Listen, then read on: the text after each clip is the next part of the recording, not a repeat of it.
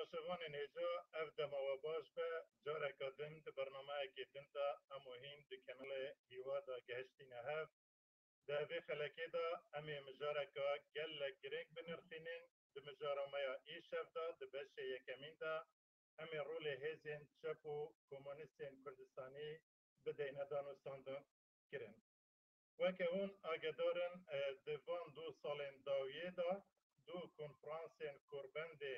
korbendê çepê û komûnîstên Kurdistanî hatine organîzekirin.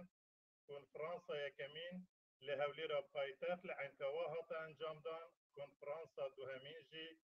ji ber bandora negatif ya vayrosê koronayê bi rêka bernamê Zoom bi bejdariya hejmareka zor ji kesahetiyên çep û komûnîstên Kurdistanî bi awayekê serkeftî karên xwe encam dan. Di beşê yekemîn de em ê li ser hin pirsên girêng rawestîn. Bêjîn başa gelo rolê korbendê çep çi ye? Bûçi ev korbende hate damezrandin? Mebez jê pêkînana evî korbendî çi bûye? Kîne ew hêz û aliyên bejdarî di evî korbendî da kirî? Di dawiya konferansê korbendê çepên Kurdistanî da çi mijarşiyan bi giranî cihê xwe bigirin? Yan bi wateyeka din rolê çepên Kurdistanî çi ye di evê qonavê da? Başa ew pirse çine yên ku hêzên çep ji hêzên rast ji hevdû cuda dikin? Bi praktîk wate li ser erdê çi gav hatine havêtin? Bi xwandina we wekû hêzên çep hûn rewşa siyasî niha li ser asên her çwar beşên Kurdistanê di deverê da çawan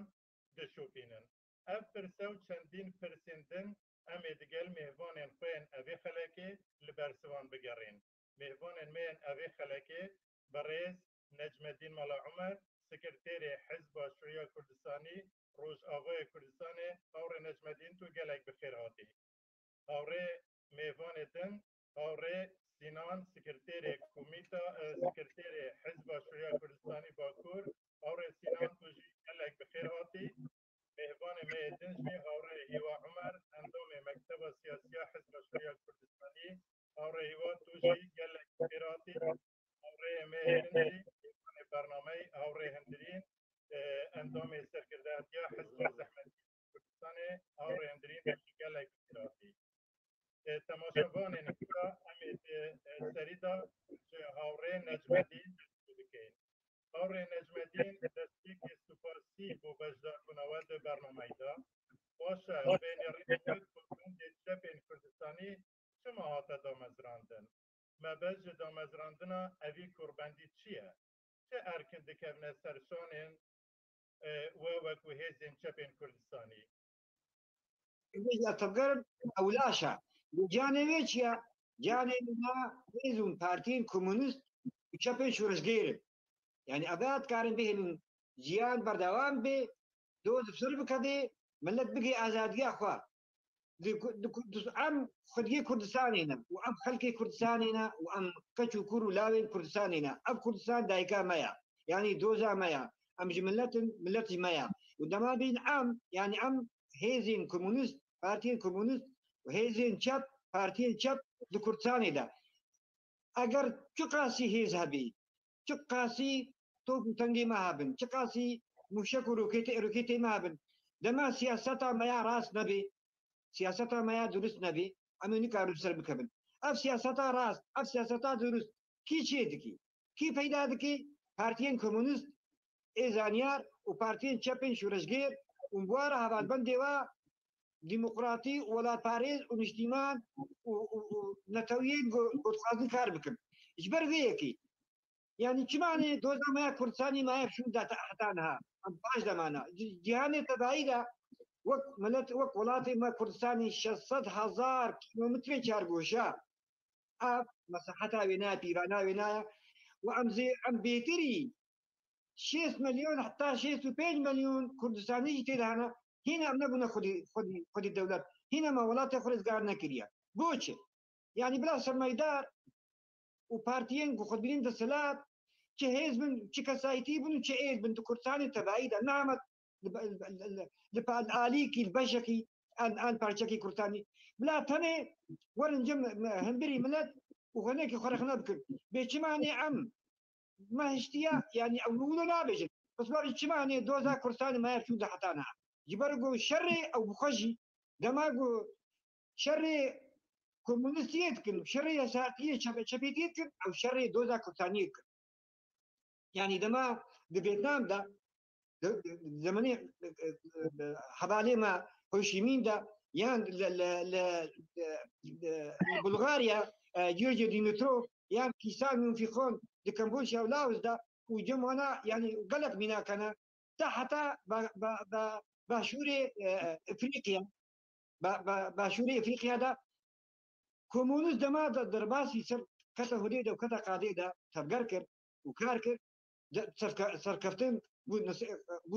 بو بشي ديمنتي يعني نسو مانديلا تيكو شركة جهاتيا بس بيكم ونسي باشوري افريقيا نكاري بدقا بابا بيجي وابدا خوشي قوت ديروك جي في تشيزاني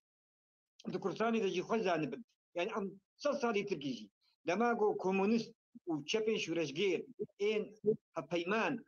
ان درست ودرسوز ببراي خوي كومونسرا دما نبنى هيز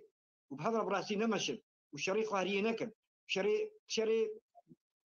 بانشك داريك وخبين تروليست يعني تروليست نهمة تاني داعش ونصرايا تروليستي وري كاري كومونستياتي قد خبكي دو كردستاني داجبان بارتي كردي اويا قال لك بيسرن داعش وجنصرا وج قاعدة وج ايدي حتى بيسرن ترامج يعني ترامجي دبجين بأزمتي خو ولاتي خو أمريكا رتقان بسربيكم يعني أباكر وجنا يعني ترامب شقاسي شرفا بنانينا أي أنا ملتي أمريكي ومحاسبة بكي أو ترامب كان بارتي ما يقولين شريكم من ثاني وشري بارتي شرطتكم وقالوا زياج واشيتكم وطنجاج واشيتكم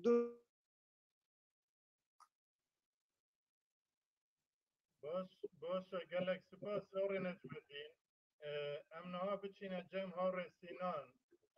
هوري سينان تو قالك بخيراتي ستريس بينجي بانيلا مزجيني يقول الدنيا كشكول فكرين جبنا تيمرة انه عفو زاني وصل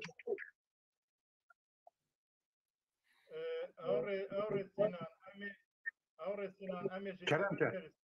باش لگورني ريناوا اف بیروکا پیکینانا کوربند چپ لکیری دست پیکر چون اف دست پیشکریه جدایی بو پارتین کوربندی پیک دهن لهر چوربشن کردستانه باشا آستان دکمن پیشیاوا سپاس دلال جحمو هفریان را که نجمتین herhalde gotuna hakkadan ya ne kadan ve berdam dikir akmıtan kir eğer ez dahil eseri de انترنیل جمو باش نبی جبویه که جی مگودی با همه جواده باش. بکی سپاس سری دا سرسالا نوح جحمو بشتروان مرا هفره مرا و جحمو پارتی مرا پارتی مرا چپ و کمونیست را و کمبین سرکفتن به رجال مرا رجال جهان را جکار کرو کردستان و جهان را و کمبین سالا که سرکفتن به حضور بیجم مجار گرینگه لبله وقت دم تک بود zaten ama دسه ساعت مان که جمال از هادار کرن و یک شی منو زاو که وقت مجار ما مناقشه لسر کوربنده از وای بیجم لجمع گوتنه که دیویژن گنده که لدوره از هر می گندیزی گنده منه نرمی گندیزی گنده منه yani الناس بکم زی گنده منه ناس نکم زی او گنده گنده منه لبله کردستان وک ام لباکور مدنری ام ندیدید ل کردستان باشور پارتی کمونیست دنگی متیه والله باشا کردستان باشور روجاوا روجهلات پارتی می کمونیستن چپنن لبله ام مانا دبیزن او پارتیان هنن ام درو کامانا بکن لبله امان ناس ناکن اوزی من ناس ناکن یک منا گند گانل ایمنن لبله ام مانا ناس ناکن اوزی منا ناس ناکن او پیوسیا کوربند یک دفر دا درکته هوله ام هفده کورو پره ناس بکن دو دیوی خسریه فدرالیزم باشور آوا بو چون هاتن آوراد چه بو ام هاتن و داره مسئله در پارتیا کمونیست کردستان و هفت دید که مدیرو که باش زانو برزی دور دا وقت تسکره که این هرمی این نتوی آن ایچینی این آف دولتی ایچینی لسر وانا ام نابر خدا آخفین نگو گرد سری ده ام وقت هر چار پاشر سر با مسئله وندین ای جهان ای کردستان ای تئوری ای پولیتیک ای فلسفی ام سر بسکنن ام نزیکا هفدون ام هفدن ناس بکن ام چقا دوره هفدنن ام چقا نزیکا هفدنن و جداتی امشنن هفدشی امشنن امکان لسر جداتی خدشه و وقت من خدشه بکن دو و هفری امکان لسر و کمبین شرکات هفدشی خود چطور سر کار بکن چه و ام دبیجن وقت ام لجهان را انترناسیونال بخوازن انترناسیونالیزم جهانه وای ام سریدا کردستان بیا شهر پارچه می ده پارتی می کمیسنن شبکرنن ام مانا به هفدو ناس بکن کورو بر ناس بکن ام گوهب سر هفددن وقت به هبرهی گوهب سر هفددن ام رخنا بکن بر هبرهی ام رخنا سر هفده بکن لی بله ام گوهب سر هفدن ام هفدو ناس بکن تذکره که ما گرینگن ای جهان زی گرینگن و ای ام بین کردستان زی گرینگن دفر دا او تیویستیا ام به قربان ده درکتا هوله ما گهدا سر هفده پیشنیا راتن دو دیوی تشکیلیزی گرینگه ام دزانن کل مشیتر دزانن کردستان چهار پارچه میجی me بلابو آبوری me بلابو و کبن هر تشتی me بلابو پارچه بو او وک تراژدیا دروکا کردگل کردستانه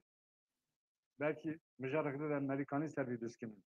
Şuma yani İro emde nabara partiye kurda da ve dijvari carcar şeyde ve bırakıcı şeyde ve nafi şeyde ve sedam abi grink ve parça açar parça tesir edilir mezihe. Ev çar parça ne? Eğer em korbendeki konferanstaki ve navi şud ve ne gringe her çar parça partiye me çepu ve komünist neze hevdibin göbser hevdibin ev parçabun sedem parçabun ki naber ama da vak em judayı şey bu emkanı ne kan hole rakız emkanı bana sıvık bıkır. Ya demin ebu ya semin hund zanen te gotin ki Fıkru Ramanzi rast binzi kevni dön. Çıma kevdün yani bak eskimiş derler ve Türkiye sosyolojiye vite guhartin kevdimin şından demin. Nahal cihaneda tane bak helveşandın sistema sosyalizme ne? Avhat helveşandın gelek perskireken o danet eşyam. Lebeli başa vizi vasi sağlın gelek embün geçminin hiç geçedanın hiç bun mesele teorik, ideolojik, felsefi gelek işte grindan teşyam. Ledema Hevre Lenin da embün modernizm lisel mekhaşi ne bu? Modernizm an postmodernizm. Mesela postmodernizm etti ne bu? Dava Hevre Lenin da mesela embün ve kendin ittifaka gündiye ve kendin karker hebu. Ürü evlu hole rabul cihanın gündi neman. Mesela Hevre Lenin da dugotin ki ve kendin denabera devlete da eğer şer çeydi be emri şer nav devlete bikin vegerin şer navxu o soraşkariya demokratik ve sosyalizm tekvinin. Euro em dişopinine ve 35 sal bu لسر منطقه Avrasya yani ekben nekaba hem ben Afganistan, Ukrayna, Mısır'da 35 salın şer berdavamı şer emnikan em yek kesnikan bir şeri vegerin şeri navxu. Burada psikirike ki mezin tene peşiyame yani ne teoriye hevrelerin şaş bu. Sosyolojiye siyasete hatta guharttınız. Yürü Hevre Lenizi sahaben ne kana be embin ittifaka karker o gündiya. Ne kana be embin ittifaka karker cihanı o kolonyan cihanı. Cihanı kolonyan neman, sömürgen neman. Jibo ve az derejnekim tezkere keme teori, felsefi ve kendini ideoloji, kritik politikenin hem gerek her çar parçada parti meyi konusu çep göster haftanın yek ya da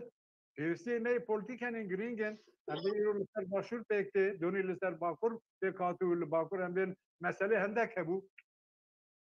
mesele هندک رخ نکردن نگو واش شاشیه که مزنه ایرولو باشور پرسکره کنن نابر بین سیاست کرده امکانم به هر چه بکن اوزی پیوسیه که گریم بو یعنی کوربند امبین هوله چهار پارچه هفت هشت ده چقاس پارتی من چپ و کمونیستانن نیزه هفته بن لده حقی بی امبین ناکوکی نابر سیاست کرده کانن چه بکن ایرو امبین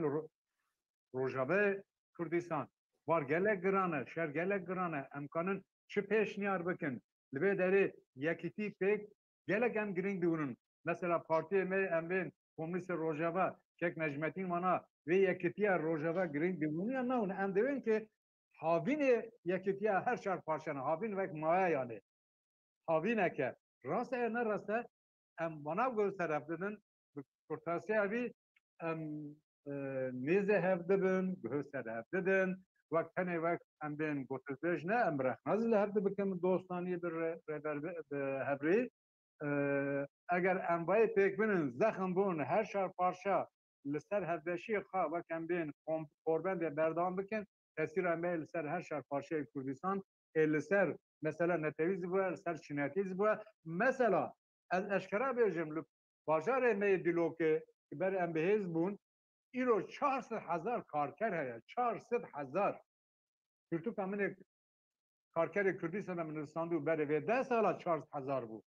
نه پارتی کمونیست کردستان لیدلو که بهز نه چما دنیا بهز می ایرو بهز نه ام دخوازن دوباره به اشکره پاروا بکن کیماسیا ما کیماسیا تئوریه کیماسیا پراتیکه کیماسیا سیاستیه از burada ببرم سپاس gelek spas هاور سینان امي بچینه جام هاوره هیوا تو بخیر هاتی gelek spas هون وکو هیزین چپین کردستانی چپ و کمونیستین کردستانی روشا سیاسی وکو هیزین چپین که سر آسی هر چوار بشن کردستان چوان دنفینن چونکه وک کربندک جی پیکین آیاو چندین آلی سیاسی هر چوار بشا بجدارن اون وکه هیزین چپ چوان روشا سیاسی هم لسر آسی بشن کردستانی و لدوری چوان دنفینن سلااو لە جەنابەت هاوڕە جەمال سلااو لە هاوڕێیان سینان هاوڕە نەجمەدین هاوڕێ دوێن لە ڕاستیە هاوڕە سینان خاڵی زۆر گرنگی باس کرد و هەروە هاوڕە نەجمەدین کە بەداخۆ خەتەکەی خراپە نەیتوانی بەباشی ئەوەی تر بگەیانێ من پێم وایە یعنی مەسەلەی قسەکردن لەسەر هاتنە پێشی کۆربەندی چەپی کوردستانی دابڕاو نییە لەو بارودۆخی کە ئێستا ئێمە تێدا دەژین لە ئاستی سیاسی و لە ئاستی اقتصادی وەک هاوڕە سینان ئاماژەی پێکرد لەو گۆڕانکاریی بەسەر پێگە و مووقعی کرێکاردا هاتووە و لەسەر فراوانبوونی با بڵێن پراوێزخراوەکان لە کۆمەڵگا و بە کورتی لەسەر سەختتربوونی هەڵومەرجی کار و هەڵومەرجی ژیان بە شێوەیەکی گشتی و هاوکات لەگەڵ ئەوەی پێدەوترێ ڕوبەڕووبوونەوەی ئەو داگیرکاریی کە ئێستا بە شێوەیەکی گشتی لە ناوچەکە هەیە و لە سەراستی هەر چوار پارچەی کوردستان هەیە من پێم وایە ئەمە بنەمایم کۆربەندە لە ڕاستیە بۆ ئەوەیە کە ئێمە بەیەکەوە چۆن دابنیشین بیر بکەینەوە ئێمە لە هەموو دۆخێکە ئێمەی چەپ و کۆمەنیستەکان لە ڕاستیە پێویستمان بە گفتوگۆ و لە یەک نزیک بوونە لە ڕاستیە ئەم گفتوگۆ و تێگەیشتن و دانیشتن و حیوارکردن نە بە عەقلیەتی ئەوەی کە یەکێک خۆی بە چەپ بزانێ هەویەی چەپایەتی لە ڕاستیە دابەش بکە و نا بەو مانایی کە یەکێک ئەسڵ بێ و ئەوەی تر ملحق بێ بەو منطقە بەو منطقەی کە پێمان وایە کە هەر ناوچەیەکی کوردستان تایبەتمەندی خۆی هەیە و با بڵێن ئیستقلالەتی خۆی هەیە و ئێمە بەڵام چۆن ئێمە لە کاتێک لە هەمان کاتە ڕوبەڕووی ئەرچی هاوبەشش دەبینەوە لە بابی پێم وایە لە بابی سیاسی و فکری و لە بابی خوێندنەوەی واقعی اجتماعی یان ئەوەی پێدەوترێ لە بابی خوێندنەوەی سۆسیۆلۆژیای واقعی ژیانی اجتماعی و اقتصادی لە جانبی سیاسی و ئابووریەوە لە ڕاستیە من پێم وایە ئێمە زۆر پێویستمان بەیەکە کە چۆن گفتوگۆ بکەین لەسەر دەمانێک کە ئێمە دەزانین کە عمومیەتی جیهانی دادە مەزرا و داتەکایەوە لە چ بارودۆخێک بوو بێگومان ئێستا ئێمە لە بارودۆخێکا دەژین جیاوازترە لە سەدەکانی ڕابردوو ئەمە جیاوازترە بۆ مانایی کە لە کاتێکە مافەکانی کرێکاران و زەحمەکێشان ڕوبەڕووی پاشەکشەی گەورە بۆتەوە بەڵام لە بەرامبەر ئەوە وەکو هاوڕەسینان وتی تا بە ئێستا ئێمەی چەپ و کۆمەنیستەکان بەگشتی نەمانتوانی وە حاڵی ببین یان بەجێ لە جۆرەکان لە ڕاستیە بتوانین ببین بە بەش یعنی ببین بە جۆرێ لە جۆرەکان بتوانین ئاراستەی ئەو بزوتنەوە کۆمەڵایەتیانە بە ئاراستەیەک ببین کە دەربچێ لە حاڵەتی خۆڕسچی و بە ئاراستەیە کا بتوانین کە ڕۆڵ بژێڕینەوە ژیانی سیاسی و ئابووری کۆمەڵەتیان بۆیە من پێم وایە ئەم کۆربەندە خاڵی یەکەم بۆ ئێمە ئیتاڕێکە چوارچێوەیە کە بۆ بیرکردنەوەی هاوبەش و پرزگەلی لە ڕاستیە مشتەرەکەیە پرزگەلی هاوبەشەیە چ لە باری چینایەتیەوە ئێمە دەزانین وەکواڕیان باسییان کرد ئێمە لە ئاستی مێژووی ئەم ناوچانە چۆن لەلایەن ئیمپرالیزمی جیهانیەوە دابش کراوە و ئێستاش لە ڕاستیە کللتوری هاوبەش دیدگای هاوبەش زۆر پرسی هاوبەش تەنانە لەسەر سنوورەکانە هەیە ئێمە دەیبینین لە پاڵ ئەوەیە لە ڕاستیە هێرشی ئیمپرالیزمی جیهانی و مەسلەی دابشکردنی کوردستان ئەمە یەکێکی ترە لەو پرسانی کە جارێکی تر یعنی ئێمە لە پاڵ ئەرکە چینایەتەکان لە ڕاستیە ڕوبەڕووی ئەرکێکی تریش دەبینەوە هیچ پێی دەوتێ دەتوانین ناوی لێ بنێن ئەرچی نیشتیمانی و ڕوبەڕووبوونەوەی ئەم بارودۆخە نەخوازراوی کە بەسەر ناوچەکە داهاتووە هەموو ئەوانە من پێم وایە ضرورەتێکی دروست کرد بارێکی مەوزوعی هێنایەکایەوە بابەتی هێنایەکایەوە کە چەپ ئەمڕۆ بتوانێت بێکەوە ئیش بکە بەڵام پرسیارەکە لای من لە ڕاستیە یعنەرینی ئێمە ئەوەیە کە ئەم کۆربەندە نە ئەم کۆربەندە تەنیا لە مابینی 6-7 لایانی کوردستانی یعنی بمێنێت من پێم وایە کۆربەندی چەپی کوردستانی دوو هەنگاوی ناوە لە کۆربەندی یەکەم کە بەداخەوە ئەو وەختا هاوڕەسینان نەیتوانی بەشدار بێ هاوڕەسینان لە کۆربەندی یەکەم ڕوبەڕووی دەژگیرکردن ببەوە لەلایەن دەوڵەتی فاشستی بابێت تورکیاوە حزبی عەدالە و تەنمیە و بەشێکی زۆرتر لە برادران هەمی بەشدار بن لە ڕاستیە و لە کۆربەندی دووەم لە ڕاستیە کە بەشێوە بە هینی ئۆنلاین بەسترا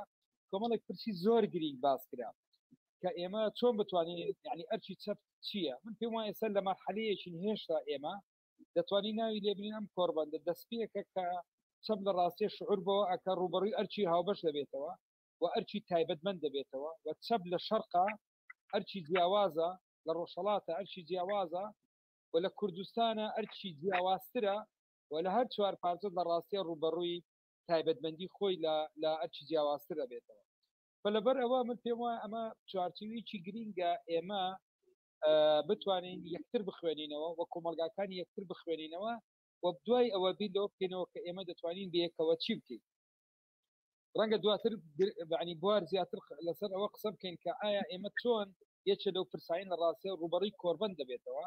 ئەم کۆربەندە چۆن ئێمە تەطویری پێ بکەین و پەرەی پێ بدەین و فراوانی بکەین چ لە ئاسی لایەنە سیاسیەکان و چۆن ئەم کۆربەندە لە ڕاستیە لینکی دروست بکەین لەگەڵ ئەم بزوتنەوە کۆمەڵایەتیانی کە ئێستا لە باکووری کوردستانە لە ڕۆژئاوای کوردستانە لە باشووری کوردستانە ئێمە لە ڕاستیە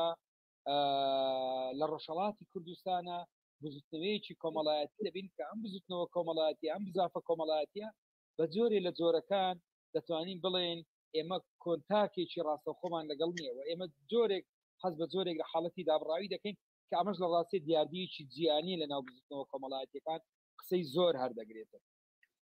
بۆی من کات زیاتر نەگرێم ئەوڕۆ جەمال ئیکتیفا دەکەم لێرە بابە قسەکانم دواتر ڕەنگە پێچێ لەوانە لە ڕاستی ئەوە بێکە ئەو پرسیارەی ئەو پرسی وروژاندم کە ئەمە چۆن ئەم کۆربەندە لە ڕاستیە دەتوانین بیر لەوە بکەینەوە فراوانی بکەین و ئەو تەوسیاتانی کە ساڵانە لە کۆربەند با بڵێن دەردەچێ ئێمە لە باری پراکتیکی بیر لە جێبەجێکردنی بکەینەوە هەوڕێ نەجمەدین هەوڕێ هیوا ئیمۆژە بە هەندێکی کو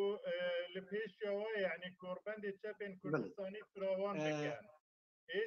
هێز و ئالێندی بەشدارکەن باشە پرەنسیب و مەرجێنەوە چنە یعنی ئالێندی بەشدار ببن یعنی چ پرەنسیب و مەرجێت وە هەنە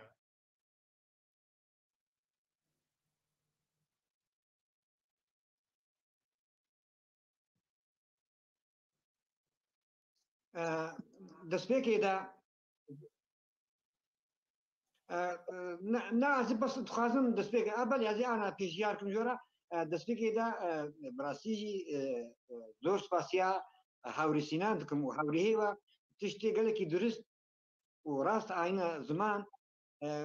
تشتێک و گوتن ڕاستی جێ خۆدەیە بەس وەک سەر وەک بێ کۆربەندی یعنی کوربەن نەهەماوی تەماشەبان بێ یانێ چاودێر بێ لەسەر تەرگەرا کوردی سەر تەرگەرا کوردستانی نا وێ گوهارتن بێ یعنی وێ کار بکەیت بۆ گوهارتنی ئەم گوهارتن چاوەی تێکی بنگەهێ گوهارتنێکینە کارکەرن جوتیارن زەحمەتکێشن وڵات پارێزن بەڕۆ بێ شوێژگیرن دبێ ئەبەیە تەبلی بێ تەبگەرێ بن و ئەم پارتیانێ وان جدا وەک نونەر ژوخەرا قبول ناکەن ئەم کۆمونیست و چاپ ئەم نونەرێ بان وڵات پارێزانە باکان کارکەر و جوتیار و شوێژگێرانە دبێ ئەم بەشدیار ببن کارێکی عملی یعنی مەیدانی دقادێدا تا ئەف گوهارتن تێدە چی بن یعنی ئەم نەتەماشەبان بن بنگەهێ گوهارتنێ بنگەهێ چارەسەریێ چینەتەوا هەییدا کارکەرێن جوتیارن وەک دیسەمانی گوتی دیسەمە زمان ئەو وڵات پارێزیان ئاد کار ڕاژنە گۆرگینێ وەکە بێژێ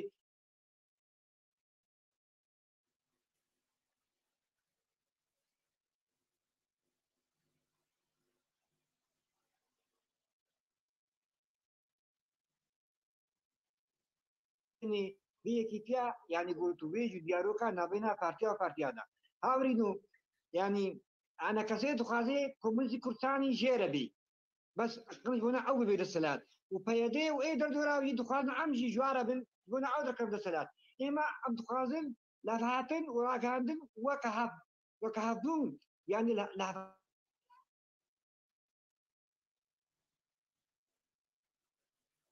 مخابن يعني هلا انترنت الجام هوري نجم الدين قالك خرابه اما بتشينا جام هوري هندرين تو بخيراتي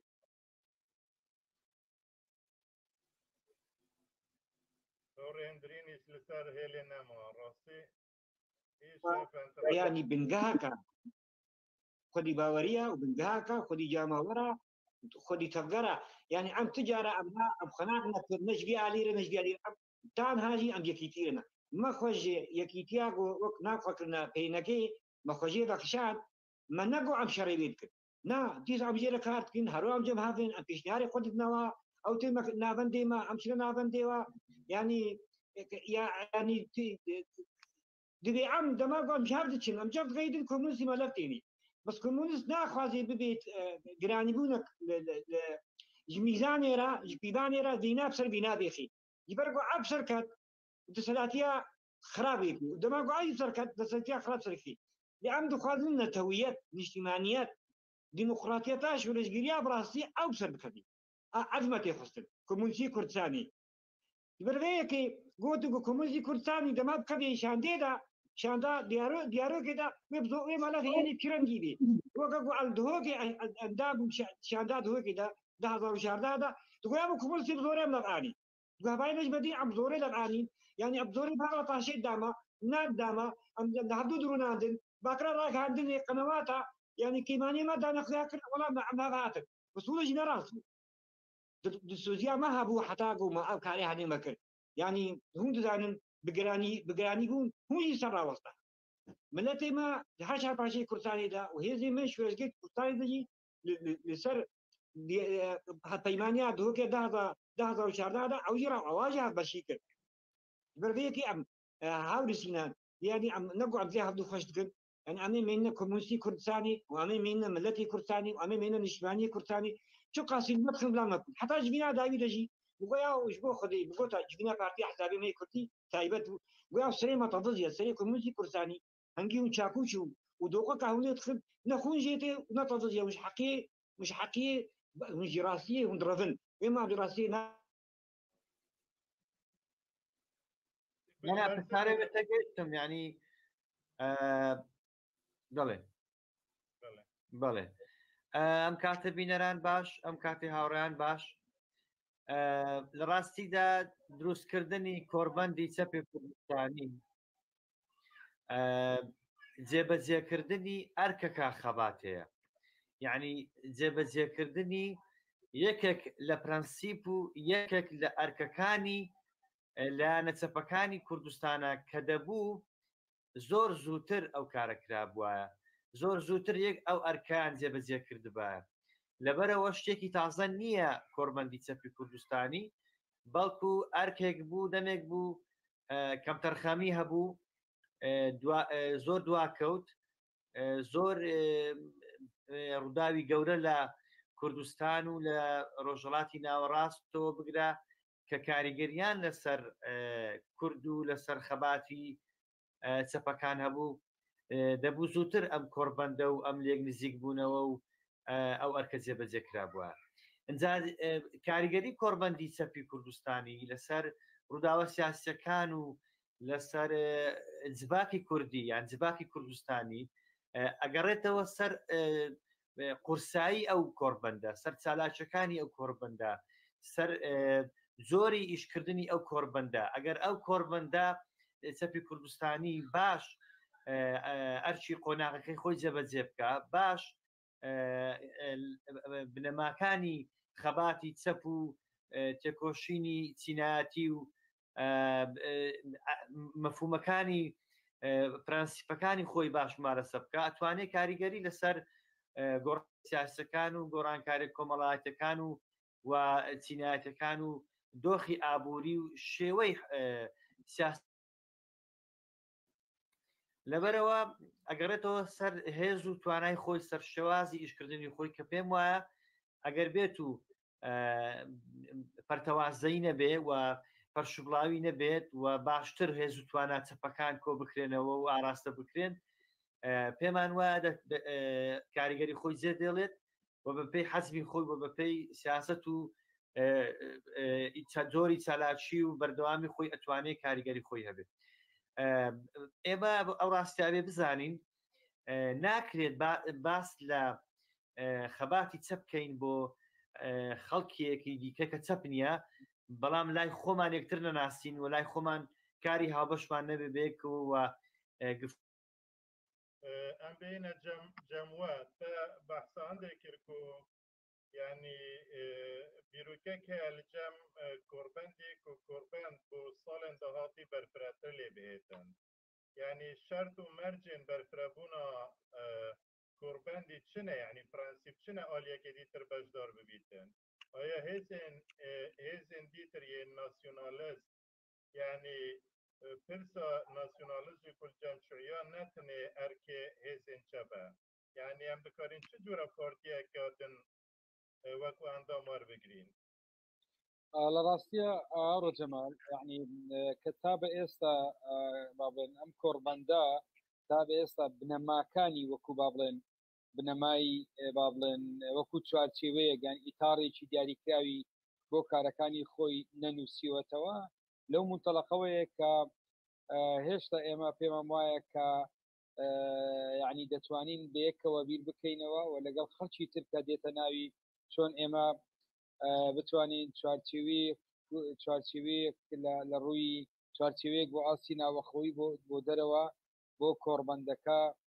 دابنێن یانەوەی پێی دەوترێ بنەماکانی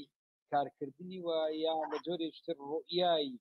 کۆربەندی چەپی کوردستانی لە ڕاستیە دەبێت ئەوە باس بکەین کە تا بە ئێستا ڕوئیایی کۆربەندی چەپی کوردستانی نەنووسراوەتەوە بۆ ڕای گشتیش ڕانەگەێنراوە ئەو بۆ مانایە کە ئێستا ئێمە لە ڕاستیە پێمان وایە جگەلەوەی کە حەفت لایەن لەسەر ئاستی باشووری کوردستان یعنی یاریمی کوردستان ڕۆژ ئاوای کوردستان و باکووری کوردستان ڕۆژهەڵاتی کوردستان لەم کۆربەندە بەشدارن بەڵام بەدیدی من پێم وایە ئەم کۆربەندە تەنیا ئامانج لەوە نییە کە ساڵانە کۆربەندێک ببەستی و لەوە گرنگتر لە ڕاستی ئەوەیە کە ئێمە چۆن بیر بکەینەوە بازنەی ئەو کۆربەندە لە ڕووی چەندایەتیەوە ژمارەی هێز و لایەنە سیاسیەکان پێدا بەشدار بکەن کە بێگومان مەرجیە ئێمە قسەمان لەسەرەوە کردێک کە لایانی چەپ و کۆمەنیست بەشدارن لەم کۆربەندە بۆ پێمە وایە لە ڕاستیە ئەو بابەتی باست کرد کە مەسلەی قەزەی تێکۆشان و قەزەی ئەوەی پێدەوتی ئەوەی پەیوەندی بە مەسلەی ناسیۆنالیستی ئەم بابەتانی من پێم وایە ئەمە قابل بە مناقەشە و گفتوگۆیە یعنی چەپ ئێمە من لە سەرەتا وتم کە باز لە ڕوئیای ئەم کۆربەندە دەکەین یان ئەرکەکانەکەین ئێمە لە ڕاستیە قسە لەسەرەوە دەکەین چەپ یعنی دەبێ بەو بنەمایە بێ ئێمە چۆن واقع خوێنینەوە چەپ لە چوو واقعەکە کاری سیاسی و کاری فکری ئەکا ئێمە بە چ دیدگایەک واقعی با بڵێن واقعی کوردستان بە شێوەیەکی گشتی وە جیهان دەخوێنینەوە و چۆن مامەڵە لەگەڵ ئەم واقعە دەکەیت و ئێمە دەمانێت لە چ گۆشە نیگایەکەوە کاریگەریمان بابەتە بەڵێ ئەو ڕێوە ئەبە بەشێ یەکەمینی بەرنامەمێ ئیشەف بداوی هەزوور سوپاسیا بەشداربوونەوە دەکەین ون دکارن هەر بمینن یعنی لە ژوورێ دەرنەچن ئەمێ برێکێکی یان بێن ئەوڕستان دەوێ بەشداری بکە ئەو ڕێجەمانەگە جەمالەکانم بێ بەشێ نەقەدی چەند تشتا پێشنیار بکەم تمام ئەگەر گەلێک کورد بە ڕێسینان باشە یعنی دەستورات هەیە چەند گوتنا بێژن تمام تو دکاری سپاس ji bo derfete mesela me girîng ev ki em yani korben çeva ava bû li ser vê münaqeşe bikin li belê ya girîng em korben de çeva pêş ve bû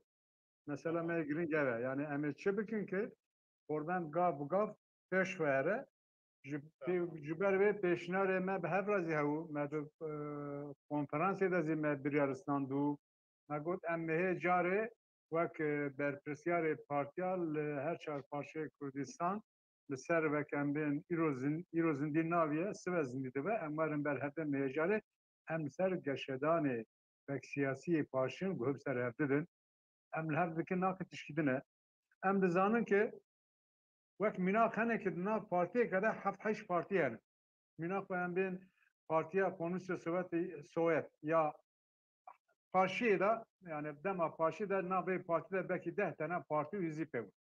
Em na çar parçenin heft partinin partîne heşt partînin cudayetiyê me henin lê belê em kanin li ser vana bi hev re kar bikin li ser vê bûnevê me em mihê carê werin cem hev de münaqeşe bikin li ser van mesela em kanin çi bikin çi nekin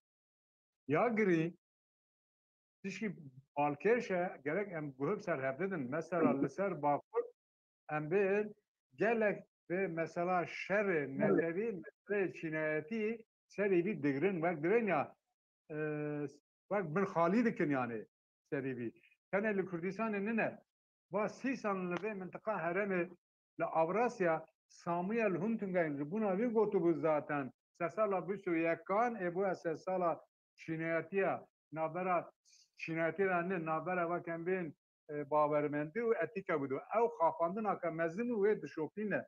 em çawa bikî ki li hember vê li Kurdistan li dervê wê li vê herêmê komünîst em çi bikin çi nekin ji bo wê mesela kovarê me dertên weşarê me dertên ger em nivîsê hevû di ê wek em bên partiyê girêdayî partiya ya şexsa mesela nivîsê kek Cemal nivîseka wî di kovara sosyalîst Mezopotamya'da vê hejmîrê de cî digire wek cajere nivîsê min em bên di hejma kovara Partiya Komünîst Kurdistan başû de cî digire em wê hêlê de vek divên ya Türk divên alver bikin yani bi hevdiran nivîsê hev di fikr û ramanê hev di bi hevdira parve bikin tenê ez ne hevalê min biran nas bikin kekin necmetîn biran nas bikin çepê me Rojhilatê Kurdistan yani başûr ji bo wê rokê pêş em ser vê biskinin em mihê carê biryara me hebû me got em wek werin ser hevdeyê ser geşedanê paşin münaqeşe bikin gerek em vayê pêk bînin spas gelek spas em niha di beşê yekemîn de evî bername bi dawî hatîn em ê bên vedaneke bikin bes her li cê xwe dimînin bila belav nebîn bu beşê duyemîn dîsa em ên mijara xwe dest pê bikeyne ve em niha bên vedaneka Kurd dikeyn û dîsan vedegerîn